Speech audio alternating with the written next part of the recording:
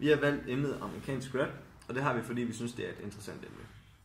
Rap kan tage mange forskellige tematikker op, som for eksempel politiske budskaber.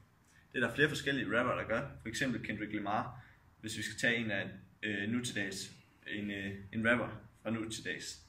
Så han tager politiske budskaber op, og han har en sang, der hedder Swimming Pools, hvor han for eksempel snakker om emnet alkohol.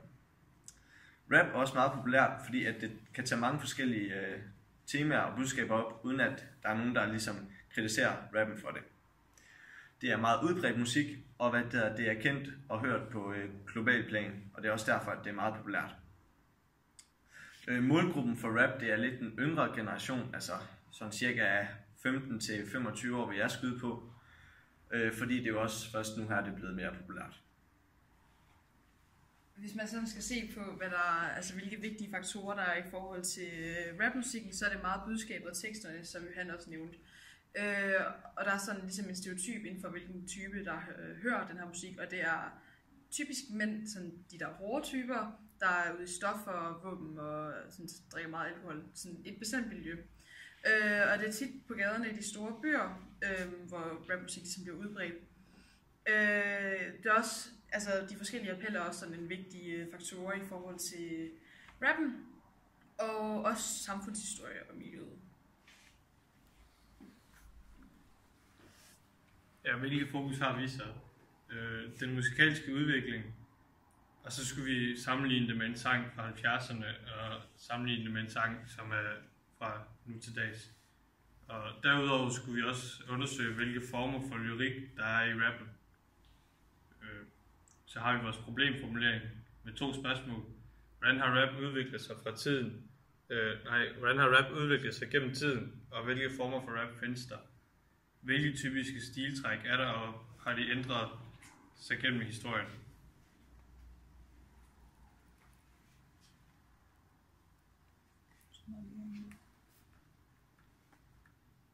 Ja.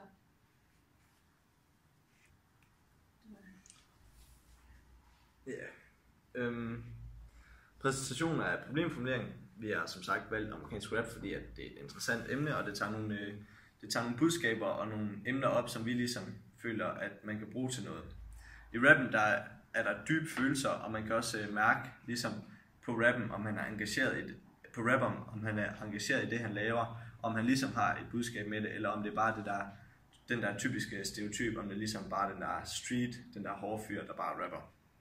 I vores problemformulering, der skal vi fortælle, hvordan rappen har udviklet sig, og det skal vi så fortælle, hvordan den er gjort gennem tiden, og så sammenligner vi 3 sange med hinanden. En fra gammel tid, altså fra 70'erne cirka, hvor rappen startede, så har vi en fra 90'erne, hvor vi har med Tupac, og så har vi en fra nutiden.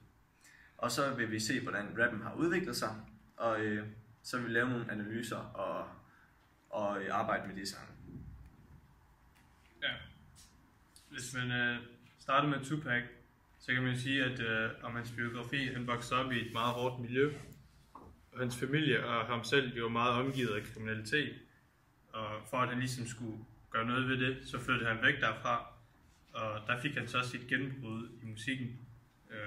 Han vandt blandt andet en konkurrence på skolen, sammen med en, der hed Dana, ja, og så kan man sige, så døde Tupac den 13. september 1996, hvor han blev skudt ved det, der hedder drive-by shooting. Ja. Okay. Ja. Så har vi også valgt en sang fra 70'erne, og den er lavet af Grandmaster Flash and the Furious Five, og det er sådan en af de tidligste rapgrupper. Gruppen blev dannet af Grandmaster Flash i 1976 i New York. Og Grandmaster Flash startede med at spille til fester og live shows, og så opnåede de ligesom sådan en lokal succes. Og gruppen blev anset som en af de mest inspirerende rapgrupper gennem tiden. Og The Message er deres største og mest anerkendte single, og det er den, vi har analyseret, og bandet gik fra hinanden i 1988. Ja, så har vi Race Rumored, og de er en amerikansk hip-hop og rapgruppe, og den er lavet af 2 brødre, Khalif Brown og Akil Brown, og de kommer fra Tugelo, Mississippi. De er bedst kendt for deres single No Type, som vi også har arbejdet med, og den var på nummer 16 på den amerikanske hitliste US Billboard Hot 100. Khalif Brown er født den 7. juni 1995, og Agil Brown er født den 29. december 1993. De to brødre de har lavet musik siden 2013. Ja, og så har vi nogle analyser heroppe. Vi starter med formanalysen af Ray Shremmerd, og den har vi her. Nu type, kan du se, at der er en intro, der er et omkvædet vers, omkvædet vers, omkvædet vers, der er omkvædet og outro. Og det kan du se, det er en helt normal popform, fordi den går A, B, A, B, A, B. Og ja, det er bare lige frem og derudad. Ja, og det samme gør Changes med Tupac sang. Det er også en popform med A, B, A, B, A, B. Men det er så en udvidet popform, fordi der er det her kontraststykke. Ja, og så har vi også The Message af Grandmaster Flash, og den er også sådan lidt udvidet popform, fordi at der er ligesom det, vi kender ved et intro, et vers og et omkvæd, og så kommer der sådan et mellemspil, som er sådan lidt ukendt med sådan heller ikke, og så slutter det med en afsnit. Ja, og så har vi en auditiv analyse af NoType her. Der kan vi se, at vi har de elektroniske lyde hernede i bunden. Så har vi bass, og vi har sang og trommer og keyboard. Det er ligesom de instrumenter, der bliver brugt i den sang, hvor de elektroniske lyde og bassen, det er ligesom det tydeligste. Altså sangen, den er jo meget moderne i det, man kan sige. Den er lavet meget på computerlyde og ligesom ikke rigtige instrumenter, men der er dog enkelte instrumenter, der kommer ind over sangen.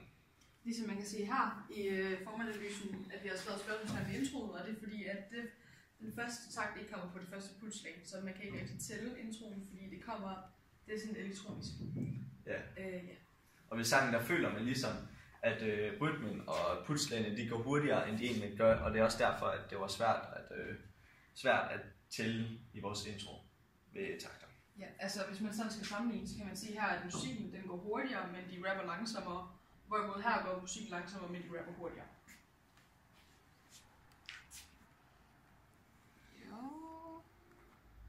Ja, så har vi en auditiv analyse af Changes.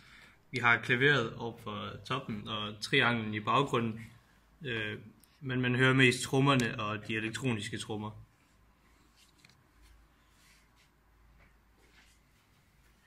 Det er ikke dig, Johan.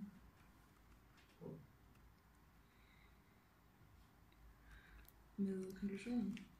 Jo. Så kommer vi tilbage til vores problemformulering her. Og vi kan svare på vores problemformulering nu. Det er, at tempoet nu i forhold til, hvad det var dengang i rap-sangen, de er meget anderledes. Altså i 70'erne, der var pulslagene ligesom hurtigere, men rapperne, de snakkede meget langsommere. Og de var nærmest nede bare at snakke, når de rappede. Men i nutiden, der er pulslagene ligesom langsommere, som vi også så her i sangen No Type. Det virker som om sangen går hurtigt, men pulslagene, de går ligesom langsomt. Så det kan vi se i vores sang der, ja. Og så og for at understøtte det, der har vi også fundet en anden sang, som er lavet af Kendrick Lamar, som vi også har talt om før i den der fremlæggelse. Det er sangen Swimming Pools, som vi også har analyseret. Så der kan vi se, eller hvis man lytter på sangen, der kan vi igen se, at tempoet ligesom er langsommere i rytmen og i pulslagene og i takterne, men hvorimod igen, der rapper han hurtigere. Så det kan vi se, det er en generel tendens fra rap nu til dags, hvorimod det var en generel tendens, at rap dengang var langsommere, eller de rappede langsommere, men at pulslagene ligesom gik hurtigere. Ja, rent lyrikmæssigt, det kan man også se, at fra Changes, det er en sang, der handler om sorte mennesker, der bliver skudt, og der er ret meget politisk. Men No Type, den handler om kvinder handler om kvinder. Ja, altså det er jo ligesom, der har vi også noget at gøre med de der rap-genre, der er, hvor den episke rap-genre, det er ligesom den der, som No Type er lavet med, hvor det handler om fest og ligesom hverdagshændelser. Altså.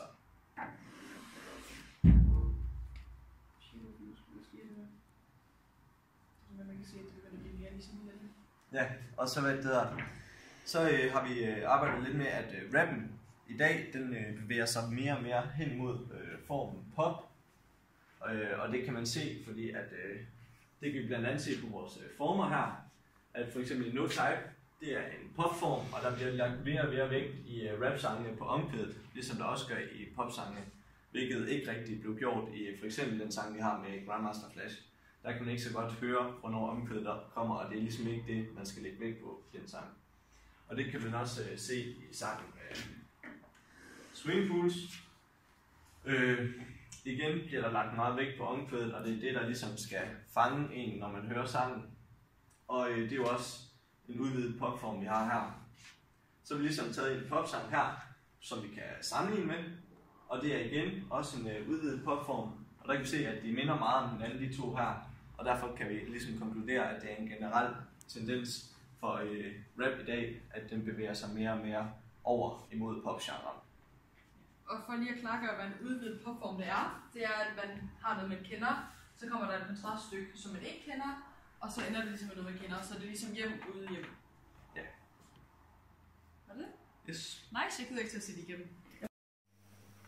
Så har vi rappens hovedgenre. Vi har den episke rap, og den fokuserer sådan på hverdagens episoder og følelser, sådan rejser i livet. Og det er den form, som Rich Remit han bruger i hans rap. Så har vi den lyriske rap, og den fokuserer på stemninger og følelser. Vi har den metasproglige rap, hvor rappen den sådan fokuserer på teksten, og hvordan den er opbygget, og hvordan man sådan laver rappen. Så har vi den moralske rap, som fokuserer sådan på etik og sådan moralske spørgsmål. Og der kan man inddrage Kendrick Lamar, som bruger det meget med hans budskab sådan i sangen, i hans raptekster, med sådan at have moral. Og det er der også et eksempel på i hans sang Swimming Pool, hvor han sådan kommer ind på alkoholisme.